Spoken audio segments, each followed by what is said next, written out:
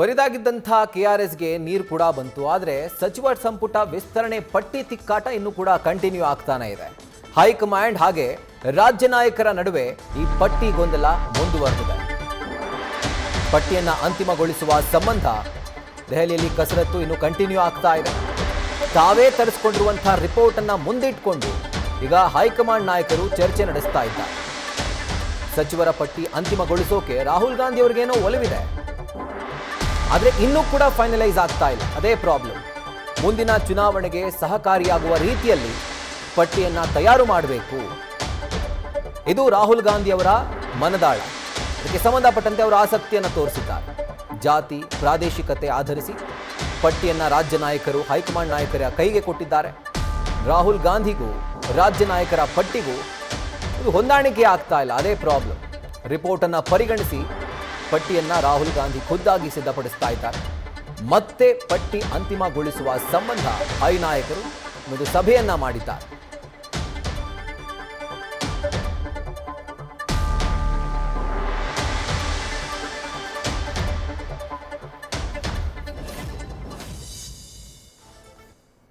ಇದರ ಕುರಿತಾಗಿ ಡೀಟೇಲ್ಸ್ ಅನ್ನ ಕೊಡ್ತಾ ಹೋಗ್ತಾರೆ ನಮ್ಮ ಸೀನಿಯರ್ ಪೊಲಿಟಿಕಲ್ ಕರೆಸ್ಪಾಂಡೆಂಟ್ ಹರೀಶ್. ಈಗ ಫೋನ್ ಮುಖಾಂತರ ಜಾಯಿನ್ ಆಗಿದ್ದಾರೆ. ಹರೀಶ್, ಈಗ ಒಂದ್ ಕಡೆ ರಾಜ್ಯ ನಾಯಕರು ಎಲ್ಲಾ ಚೆಕ್ ಬಾಕ್ಸ್ಗಳನ್ನು ಟಿಕ್ ಮಾಡಿ ಒಂದು ಪಟ್ಟಿಯನ್ನು ಹೈಕಮಾಂಡ್ ನಾಯಕರಿಗೆ ಕೊಟ್ಟರು.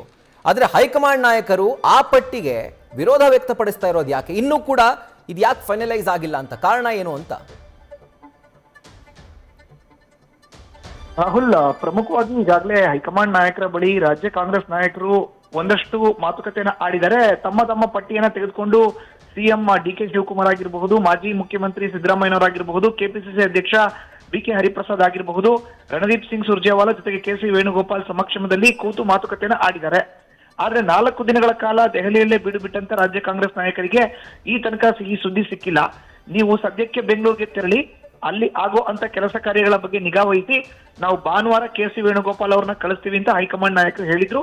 ಈಗ ನಾಳೆ ಬೆಳಗ್ಗೆ 10 ಗಂಟೆ ಅಷ್ಟೊತ್ತಿಗೆ ಫೈನಲ್ ಆಗಿ ಪಟ್ಟಿ ಹೊರಗಡೆ ಬರುತ್ತೆ ಅಂತ ಹೇಳಲಾಗ್ತಾ ಇದೆ. ಇದು ಕೂಡ ಆಗತ್ತೆ ಆಗಲ್ಲ ಅನ್ನೋದ್ ಕಾದ್ ನೋಡ್ಬೇಕಾಗತ್ತೆ. ಬಟ್ ಖಾಲಿ ಇರುವಂತ 20 ಸ್ಥಾನಗಳಿಗೆ 16 ಅಥವಾ 18 ಮಂದಿ ಶಾಸಕರನ್ನ ಸಚಿವ ಸಂಪುಟಕ್ಕೆ ಸೇರ್ಕೊಳ್ಳಿಕ್ಕೆ ಹೈಕಮಾಂಡ್ ನಾಯಕರು ಅಂತಿಮವಾಗಿ ಮುದ್ರೆ ಒತ್ತಾರೆ ಅಂತ ಹೇಳಲಾಗ್ತಾ ಇದೆ. ಈಗ ರಾಜ್ಯ ನಾಯಕರು ಕೊಟ್ಟಿರುವಂತ ಪಟ್ಟಿಗೂ ಹೈಕಮಾಂಡ್ ನಾಯಕರು ಸೂಚಿಸಿರೋ ಅಂತ ಅಭ್ಯರ್ಥಿಗಳಿಗೂ ತಾಳೆ ಆಗ್ತಾ ಇಲ್ಲ. 3-4 ಹೆಸರುಗಳಲ್ಲಿ ಗೊಂದಲ ಇದೆ ಅನ್ನೋ ಕಾರಣಕ್ಕೋಸ್ಕರನೇ ಈ ತನಕ ಹೈಕಮಾಂಡ್ ನಾಯಕರು ಈ ಒಂದು ಪಟ್ಟಿಯನ್ನ ಫೈನಲ್ ಮಾಡಿಲ್ಲ ಅಂತ ಹೇಳಲಾಗ್ತಾ ಇದೆ.